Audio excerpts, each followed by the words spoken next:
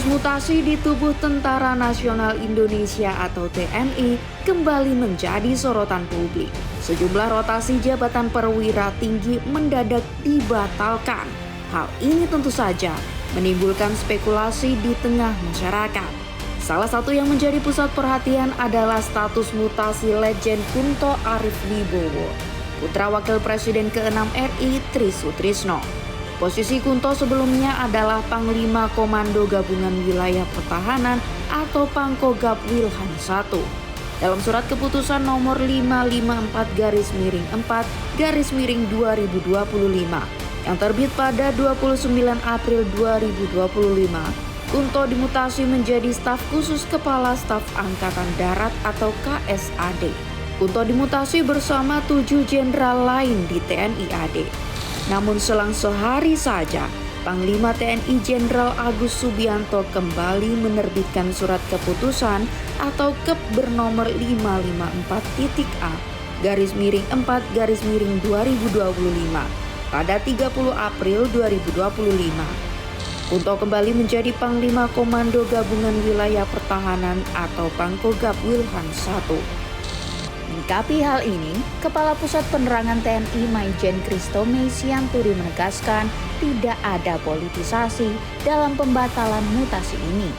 Ya, artinya kan 1 hari itu cukup lama loh Mbak ya. Artinya kan setelah staf menilai kembali kok ada tugas yang memang masih harus dikerjakan oleh pejabat yang bersangkutan dikaitkan dengan perkembangan situasi hari ini gitu ya.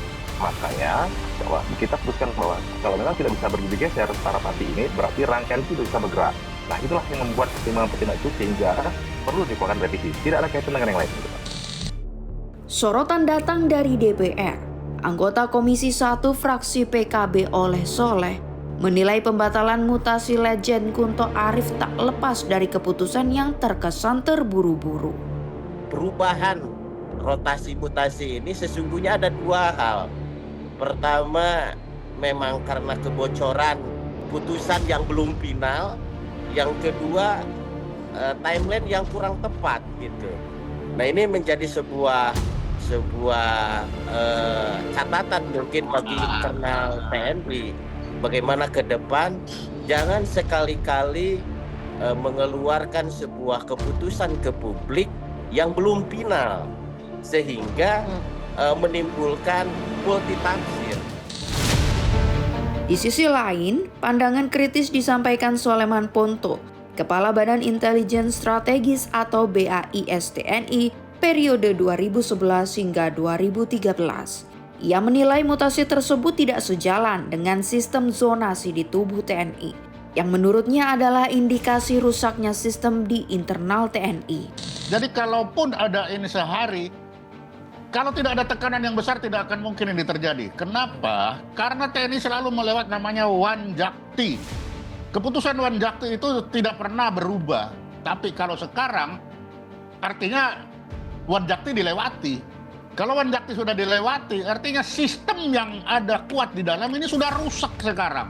Oke. Dan kalau saya melihat juga ini salah satu akibat dari Undang-Undang TNI yang memperpanjang perbintangan ini supaya pensiun lebih panjang, yang bawah ini ogah-ogahan, ya udah kita cungkil aja yang atas biar aja cepat geser dia, biar kita juga cepat naik. Dan ini sudah tambah rusak ini sistem ini.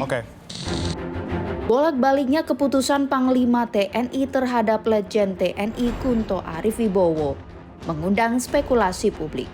Keputusan ini berkaitan erat dengan peran sang ayah Tri Sutrisno yang dalam forum Purnawirawan yang sebelumnya menyerukan pemakzulan Wakil Presiden Gibran. Alasannya, proses pencalonan Gibran berbekal keputusan Mahkamah Konstitusi dianggap melanggar Undang-Undang Pemilu. Mengusulkan pergantian Wakil Presiden kepada MPR. Karena keputusan MK terhadap pasal 169 huruf I Undang-Undang tentang Pemilu telah melanggar hukum, acara MK dan Undang-Undang Kekuasaan Kehakiman. Pernyataan ini ditandatangani oleh 103 jenderal, 73 laksamana, 65 marsikal, dan 91 kolonel TNI. Pengamat politik Adi Prayitno menyampaikan, tuntutan yang diajukan ini bukan tanpa sebab. Ia menilai tuntutan tersebut sangat bernuansa Solo dan mengarah pada lingkaran Presiden ke-7 Jokowi. Ya kalau kita mau rinci satu persatu, di sekian banyak tuntutan yang disampaikan oleh purnawirawan itu, saya kira memang mostly mengarah kepada Jokowi dan keluarga besarnya. Misalnya kan soal mendukung segala program Prabowo, soal Astacita, cuman satu yang nggak boleh didukung itu, soal jangan lagi ada upaya-upaya untuk melanjutkan IKN, padahal orang tahu IKN itu adalah Pak Jokowi lah, kira-kira begitu. Ataupun menteri-menteri yang terindikasi sebagai orangnya Jokowi itu diganti, itu kan sangat Jokowi banget. Yang ketiga adalah pergantian wakil presiden. Ini adalah 3 poin yang saya kira memang sangat terasa Solo dan sangat beririsan dekat dengan Pak Jokowi. Rotasi atau pergantian jabatan pimpinan negara Indonesia bukanlah bidang catur kekuasaan, melainkan palu konstitusi yang berat dan sakral. Konstitusi menjadi satu-satunya sumber referensi dalam membuat keputusan pemimpin lembaga negara. Konstitusi dibuat demi melindungi keselamatan rakyat. Mengingkari konstitusi yang melindungi kesejahteraan rakyat adalah noda yang mengoyak tenun demokrasi kita.